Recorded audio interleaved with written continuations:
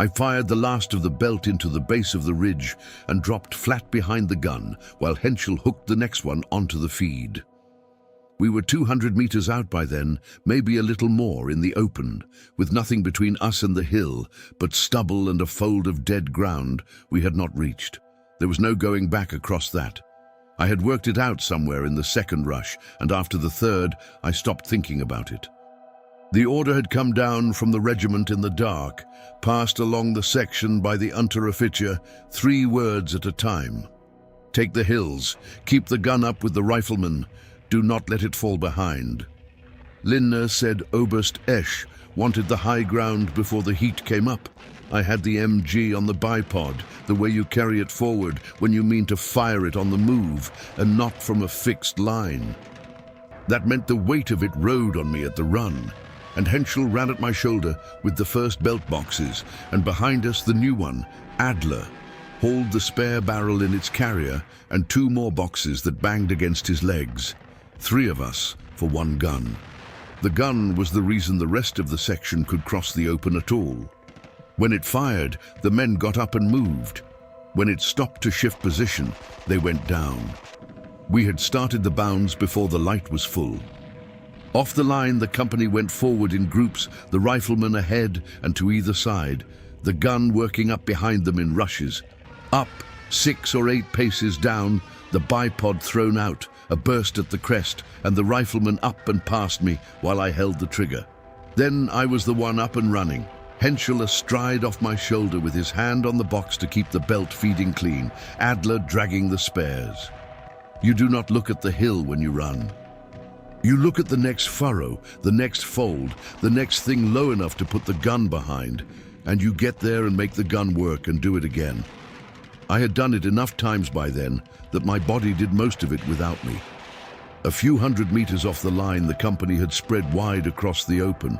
The other sections were out to our flanks, doing the same thing we were doing, their guns coughing in short runs, the riflemen flowing forward in the gaps between the bursts. I kept half an ear on the gun 200 meters to our right and matched our bounds to theirs, so we did not run the section out ahead of its neighbors and end up firing across our own men. The dust was the trouble.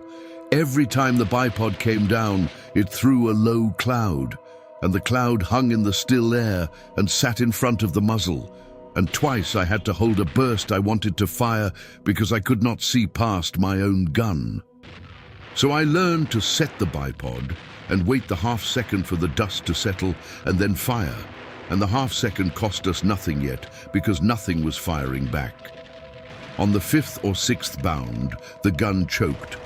A round had not seated. The belt had taken grit off the ground when I threw the bipod down too hard. I had the feed cover up and the belt off and the bad round clear and the cover down again before Henschel had finished cursing, because you run that drill blind 100 times on the training ground so that the hands will do it when the head has gone somewhere useless. The gun ran clean after that. We lost a bound to it. The 2 riflemen ahead of us pressed flat into the stubble and did not move until the gun spoke again, and when it spoke, they were up. That was the rhythm of the thing, out there in the open, before the hill woke up. The gun, then the men, then the gun. You did not think past the next furrow. The Russians had not opened up yet. That is the worst part, the part nobody tells you about afterwards. You cross the first 100 meters into a quiet that is not quiet, only waiting, and you start to believe the hill is empty, and you let yourself run a little taller. Then they open up. They opened up on the 3rd rush. A Maxim, from the way it hammered, slower than ours, heavier, dug in somewhere on the forward slope. The first burst went high and cracked over our heads. The second found the ground. I saw the dust jump in a line to my right, where it walked across the stubble toward the rifleman, and I had the gun on the muzzle flash before I had decided to, and I held the trigger longer than I should. The barrel did not like it. I felt the heat of it come back through the bipod into my forearm. Henschel was shouting against my ear that he could see 2 of them, 2 guns, the second further left, and I traversed and gave the left one a long burst and came back to the right. Adler had gone down. I did not see him fall. I only saw, when I came up for the next bound, that he was 20 paces back and not moving the way a man moves who is taking cover. The barrel carrier lay beside him. Henschel started back for it, and Lindner caught him by the belt and dragged him flat and was shouting, "Leave it! Leave the barrel! We go on! The riflemen are moving! We could not stay in that field to argue about it!" The flat open was the worst place we could be, the place a dug-in gunner waits for a man to stop. So we went on without the barrel and without Adler. I set that down plainly because it is what happened and not what I would have wished. The mortars came after the machine guns. They always do. You hear the cough of the tubes somewhere behind the crest, and then there is a stretch of seconds with nothing to do. No target for the gun, nowhere to put your body that is any better than where it is. Henschel pressed his face into the stubble. I lay across the receiver to keep the dirt out of the feed. A gun that takes grit in the open jams in the open, and a jammed gun in that field meant a dead section. The first salvo fell long behind us, on the ground we had already crossed. The second came back toward us, walking. The third I did not hear arrive. When my ears came back, the field had changed. There were men down who had been up. Off to the left, someone was calling for the stretcher bearers, and there were no stretcher bearers, not out here, not yet. The Unteroffizier was on his feet, hoarse, waving the section toward a fold of dead ground ahead and to the left, where the slope began to dip, and a man could get below the line of the Russian guns. He had seen it before I had. It was the only thing in front of us worth reaching, and he meant the gun to reach it first, to fire from the lip while the rifleman came up behind. I got the bipod under my arm and ran. I want to be honest about the running. It was not brave, and it was not fast.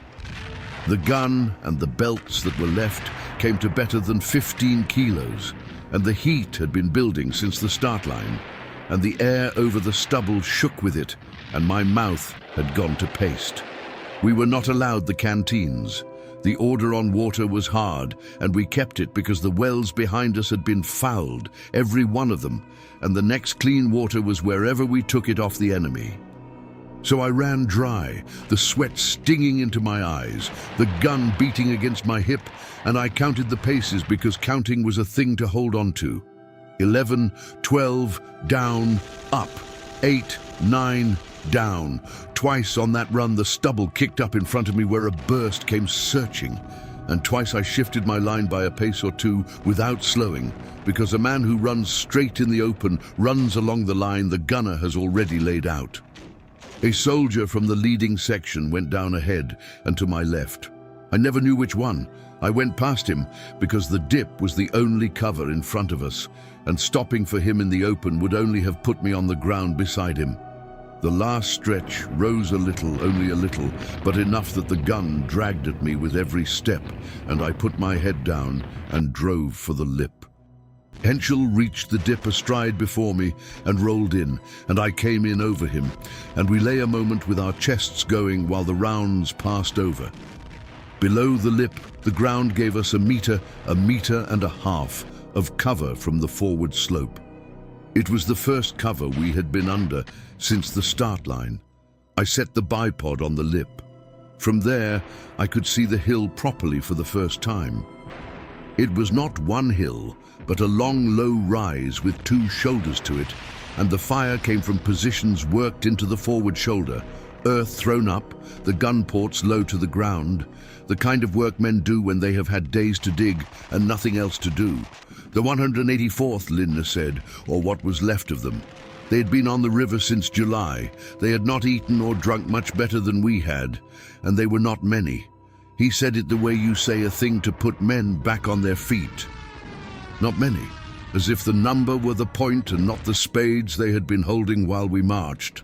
I found the nearest gun port over the sights and laid a burst into the lip of it to keep the man behind it down, and I held it long enough that the barrel went from hot to dangerous, and I could smell it.